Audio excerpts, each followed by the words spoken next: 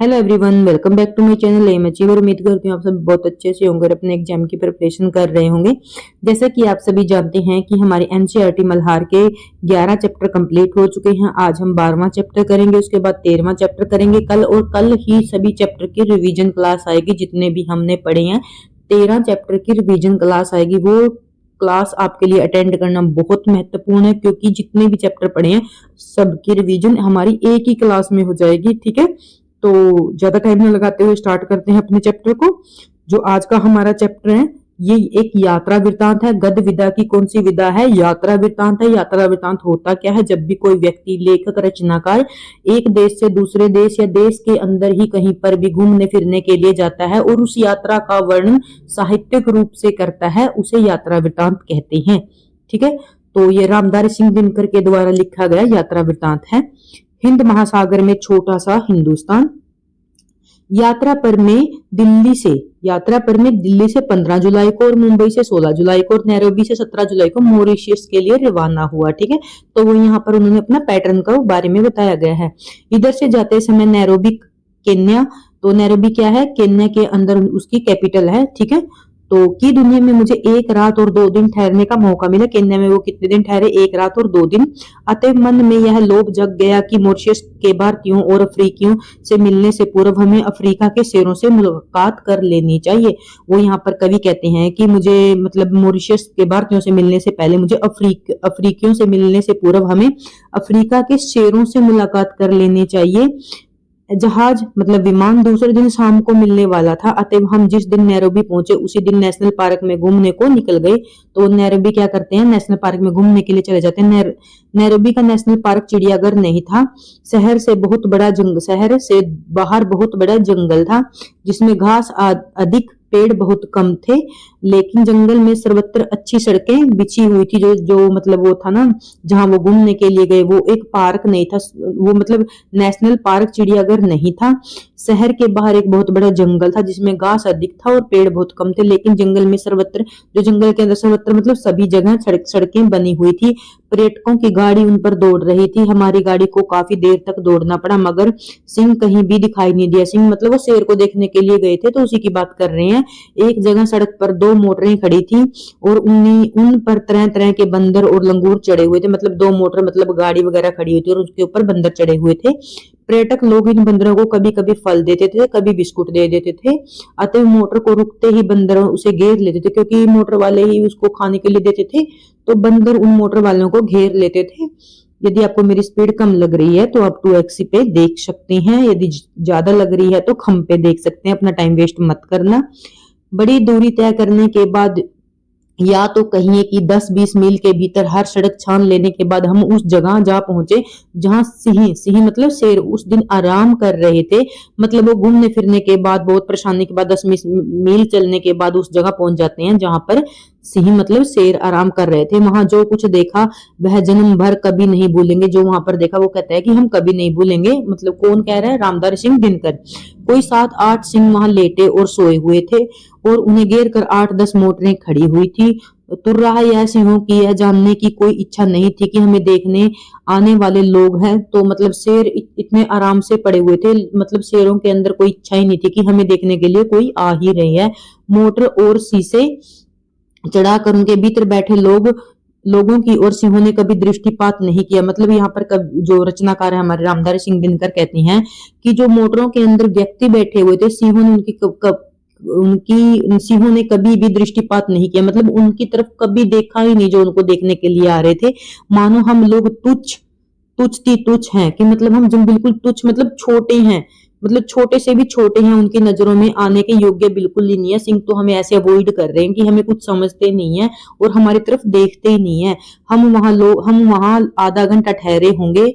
तो इस बीच एक सिंह ने उठकर जबाई ली, दूसरे ने देह को ताना, मगर हमारी और किसी शेर ने नजर नहीं उठाई।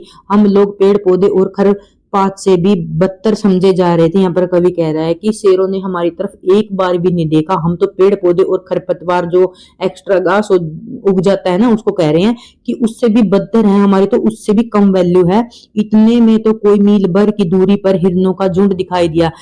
कुछ समय के बाद उन्हें क्या हुआ, मील भर की दूरी पर हिरणों का झुंड दिखाई पड़ा, जिसके बीच एक जिराफ बिल्कुल बेवकूफ की तरह खड़ा था। अब दो जवान सिंह उठे और दो और चल पड़े। तो ठीक है, दो शेर उठे और दो और चल पड़े। एक तो थोड़ा सा आगे बढ़कर एक जगह बैठ गया, लेकिन दूसरा घास के बीच छिपता हुआ मोर्चे पर आगे बढ़ गया। मोर्चे मतलब शिकार पर आगे बढ़ गया। हिरणों के झुंड ने ताड़ लिया था कि सिंहों की उन पर नजर पड़ चुकी है। जो हिरणों का झुंड था वो समझ गई थी कि शेर हमें देख रहा है, अतः वे चरना भूल कर चौकन्ने हो उठे। अब वो क्या है, जो हिरण चर रहे थे झुंड में, वो चौकन्ने हो गए। फिर ऐसा हुआ कि झुंड से छुटकर कुछ हिरण एक तरफ भाग निकले, मगर बाकी जहां के तहां टिटके खड़े रहे। ठीक है, उनमें से कुछ हिरण भाग गए और कुछ थोड़े वहीं पर खड़े रहे उसी जगह पर। बाकी हिरण टिटके हुए इसलिए खड़े थे कि सिंह उन्हें देख रहे हैं। ठीक है, और सहज प्रवृत्ति हिरणों को यह समझा रही थी कि खतरा किसी भी तरफ से भागने में हो सकता है। तो यहाँ पर हिरने खड़ी होकर सोच रही थी, यदि हम भागेंगे तो खतरा कहीं से भी हो सकता है। शिकार सिंह सूर्यास्त के बाद किया करते हैं। जो शिकार है, जो वो शेर है, शिकार कब करते हैं, सूर्यास्त मतलब सूर्य के अस्त होने के बाद करते हैं। और शिकार वे झुंड में नहीं करते, जो शेर है वो शिकार कभी झुंड में नहीं करते। इसलिए हिरन थी ना, जो वहीं पर थी, झुंड में ही थी। बल्कि कुछ जानवर क्या करते हैं, जो भागते हुए झुंड से पिछड़ जाता है, इसलिए वो सभी हिरने झुंड के अंदर थी। वो सिर्फ उसी का शिकार करते थे जो भागते हुए पीछे छूट जाता है। अब यह बात समझ आई कि हिरण भागने को निरापद नहीं समझकर एक गोल में क्यों खड़ी थी। ठीक है, तो वो इसलिए गोल सर्कल में खड़ी थी, क्योंकि यदि हम भागेंगे और जो पीछे रह जाएगा शेर उसका शिकार कर लेगा। मुझे ऐसा महसूस हो रहा था कि मेरा रक्तचाप बढ़ रहा है। उनको देखकर जो हमारे रचनाकार हैं उनका रक्तचाप मतलब बीपी बढ़ रहा था। अतः मैंने यह तय कर लिया कि अब घर लौटना चाहिए।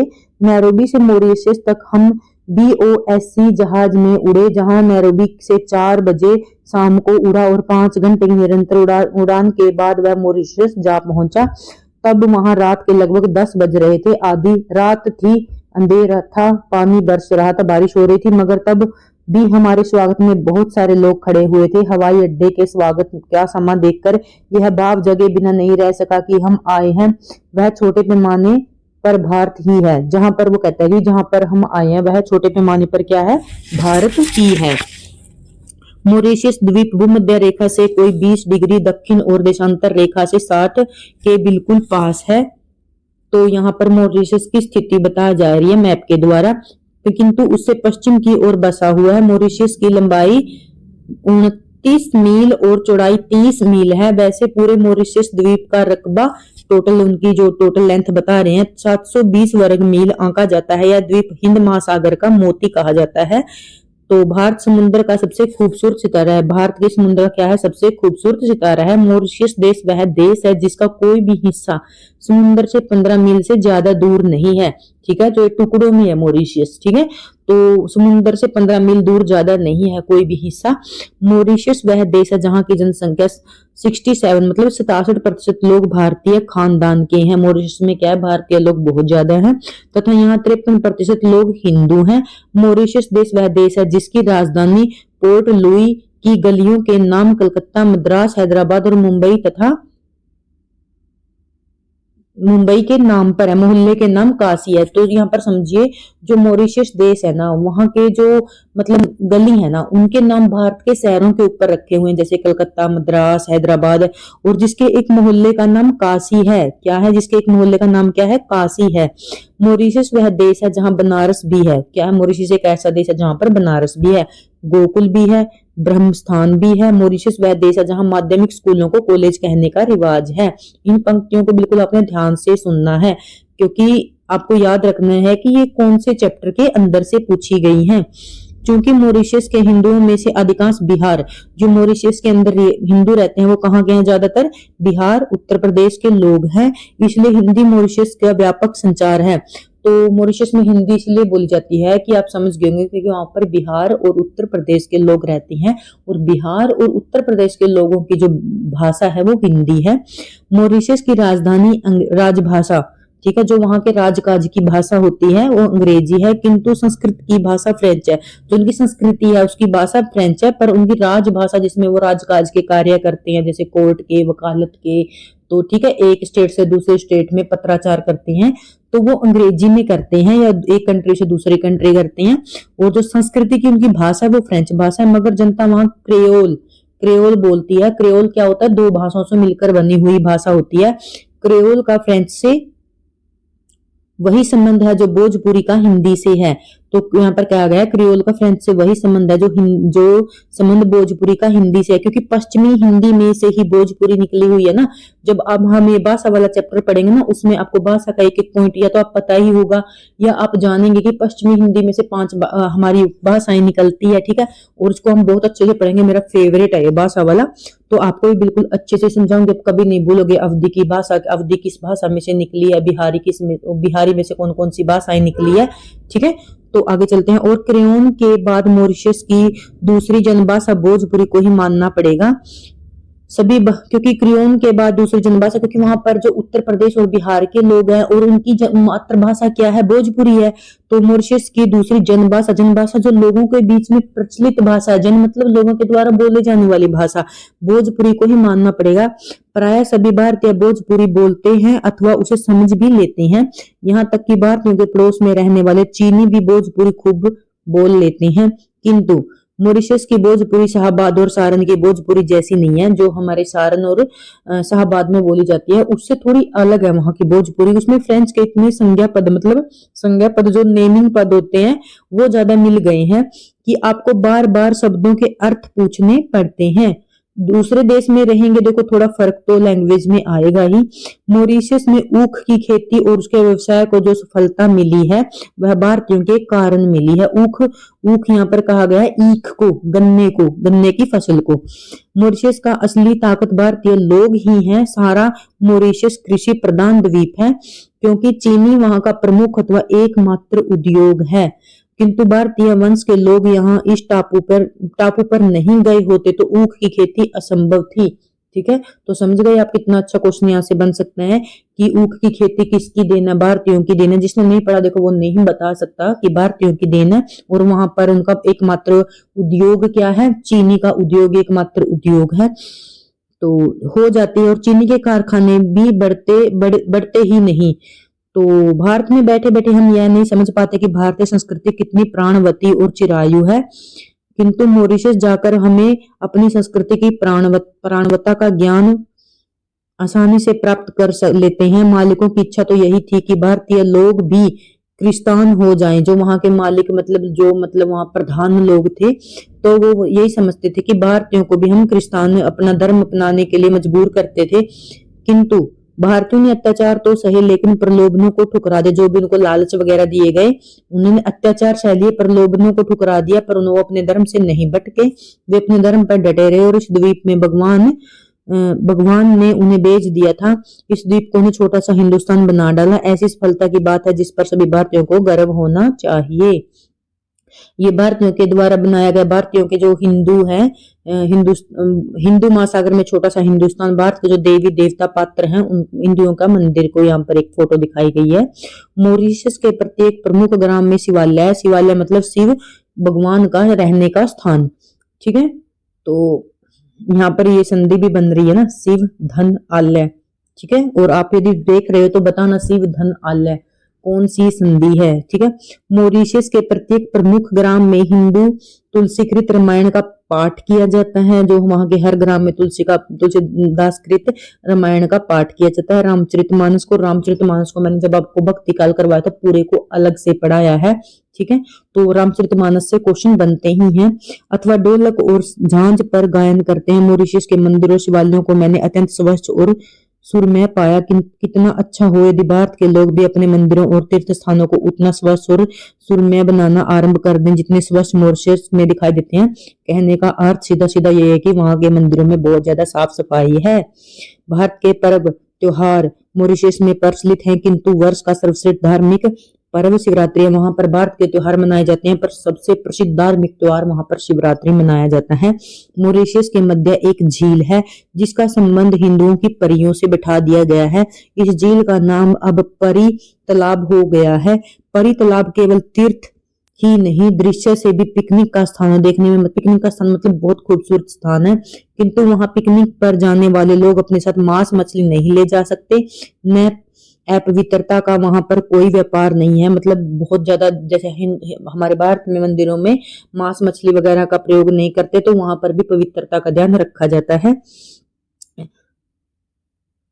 शिवरात्रि के समय सारे मॉरिशस के हिंदू श्वेत वस्त्र धारण करके कंधों पर कांवर लिए जुलूस बांधकर परी तालाब में आते हैं। जैसे हम हरिद्वार से कावड़ लेके आते हैं, तो वहां पर क्या करते हैं, जो भी वहां पर हिंदू रहते हैं श्वेत वस्त्र धारण करते हैं, सभी सफेद कपड़े धारण करते हैं और कंधों पर कावड़ लेकर जुलूस लेकर क्या करते हैं, वो परी तालाब पर आते हैं और परी तालाब का जल भरकर अपने गांव के शिवालय में लौटते हैं। जैसे हरिद्वार से हम अपने गांव की तरफ लौटते हैं, तो वो शिवालय में लौटते हैं जहाँ शिव जी को जल चढ़ाकर अपने घरों में प्रवेश करते हैं। ये सारे कृत्य वे बड़ी भक्ति भावना और पवित्रता से करते हैं। सभी वयस्क लोग उस दिन उजली धोती, उजली कमीज, उजली टोपी पहनते हैं। हाँ, बच्चे हाफ पैंट पहन सकते हैं, लेकिन गांधी टोपी उन्हें भी पहननी पड़ती है। परी तालाब पर लगने वाला यह मेला मॉरिशस के प्रमुख आकर्षणों में से एक है और उसे देखने के लिए अन्य धर्मों के लोगों की संख्या भी काफी है। यहाँ पर हमारा चैप्टर कंप्लीट होता है। ये पूरा मॉरिशस के ऊपर लिखा गया यात्रा वृतांत है, रामधारी सिंह दिनकर के द्वारा लिखा गया है। और वहां इस चैप्टर का पूरे का विषय और सार क्या है, मॉरिशस लोगों के द्वारा भारत की भाषा कैसे, वहां पर भारत की भाषा बोली जाती है, कैसे वहां की कृषि, भारत की कृषि को वहां पर कृषि उपजाई जाती है, और कैसे भारत के तो त्योहार हैं उनको कैसे कैसे मनाया जाता है और कौन सा त्योहार वहां पर प्रमुख है। इस चैप्टर में सिर्फ यही था और आपसे उम्मीद करती हूँ कि आप अपने माइंड के अंदर इस चैप्टर के यही कॉन्सेप्ट याद रखोगे कि इस चैप्टर में था क्या। फिर कहीं से भी पंक्ति पूछ ले, हमें कोई मैटर नहीं करता, हमें याद है। तो अब हम पढ़ते हैं लेखक के बारे में। लेखक परिचय। आपने जो रोचक यात्रा वृतांत पढ़ा उसे हिंदी के प्रसिद्ध लेखक रामधारी सिंह दिनकर ने लिखा। दिनकर की रचनाओं की विशेषता भारत और भारत की संस्कृति विशेषता है। जो दिनकर की रचनाएं हैं उसकी विशेषता क्या है, भारत और भारत की संस्कृति। ठीक है, तो उनकी रचनाओं में वीरता, उत्साह, देश प्रेम के भाव अधिक हैं। और जो रामधारी सिंह, चलो बाद में बताते हैं, स्वतंत्रता के बाद भी भारत का गौरव गान उनकी रचनाओं का विषय बना है। उन्होंने अपने बच्चों के लिए भी पुस्तकें लिखी। उन्होंने आप जैसे बच्चों के लिए भी पुस्तकें लिखी, जैसे मिर्च का मजा, पढ़ाकू की सूझ और सूरज का ब्याह आदि इसकी रामधारी सिंह दिनकर की महत्वपूर्ण रचनाएं हैं। और हिंदी साहित्य के हिसाब से हमें रामधारी सिंह दिनकर को बहुत अच्छे से पढ़ना है, इसकी एक एक रचना को पढ़ना है। इसकी कितनी महत्वपूर्ण रचना है, कुरुक्षेत्र, मुझसे एक बार इंटरव्यू में इसके बारे में भी पूछा गया था। इसकी रश्मि रथी है, नए पत्ते है, दिल्ली है, नीम है, हर एक रचना को आपको इसके बहुत अच्छे से करना है। ठीक है, जब हम लिटरेचर में पढ़ेंगे रामधारी दिनकर को मैं अलग से पढ़ाऊंगी, क्योंकि ये बहुत ही महत्वपूर्ण कवि है, राष्ट्रीय काव्यधारा के कवि है ये। ठीक है, तो यहाँ पर हमारा चैप्टर खत्म होता है। तो उम्मीद करती हूँ आपको पसंद आया होगा। प्लीज मैंने कभी बोला नहीं, पर चलो आज बोल देती हूँ, निकल ही गया। Please like, share, subscribe and thank you watching my video.